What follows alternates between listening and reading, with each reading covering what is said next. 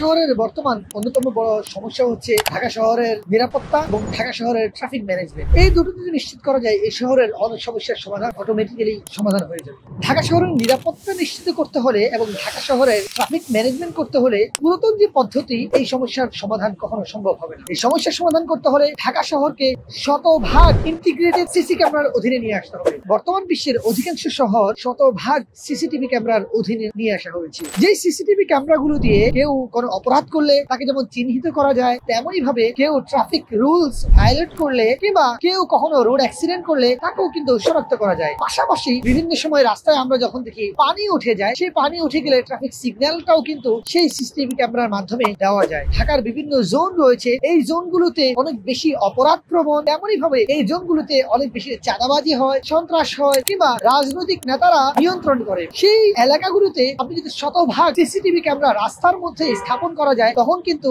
অপরাধীদেরকে অনেক বেশি শনাক্ত করা যাবে এবং অপরাধের মাত্রা কিন্তু কমিয়ে আনা সম্ভব হবে। বর্তমানে রাস্তাঘাটে ছিনতাই অনেক বেশি বেড়ে গিয়েছে কিংবা রাতের বেলা এই শহরটা অনেক সময় অনিরাপদ হয়ে পড়ে। পুলিশের পক্ষে প্রত্যেকটা জায়গাতে গিয়ে চাইলেও কিন্তু চেক করা সম্ভব না এবং এত বড় ফোর্সও নেই এবং পৃথিবীর কোনো রাষ্ট্রেই কিন্তু এই জিনিসটা এভাবে কিন্তু নিয়ন্ত্রণ করা হয় না। ঢাকা শহরের প্রত্যেকটা রাস্তা অলিতে গলিতে যদি সিসি ক্যামেরা স্থাপন করা থাকে, তখন কিন্তু কেউ ছিনতাই করলে, কেউ অভিযোগ করলে কিন্তু সেই ছিনতাইকারী খুব দ্রুততম সময়ের মধ্যে শনাক্ত করা যাবে। শনাক্ত করে যদি স্টেপ নেওয়া হয়, তখন কিন্তু ছিনতাইয়ের মাত্রাটা কমে আসবে। আগামী বাংলাদেশে আশা করব বর্তমান সরকারের পক্ষ থেকে এ ধরনের একটি উদ্যোগ নেওয়া হবে, যে উদ্যোগের মাধ্যমে ঢাকা শহরের সকল রাস্তাতে শতভাগ সিসিটিভি ক্যামেরা স্থাপন করা হবে এবং ঢাকা শহর নিরাপত্তা আরো বেশি জোরদার করা হবে।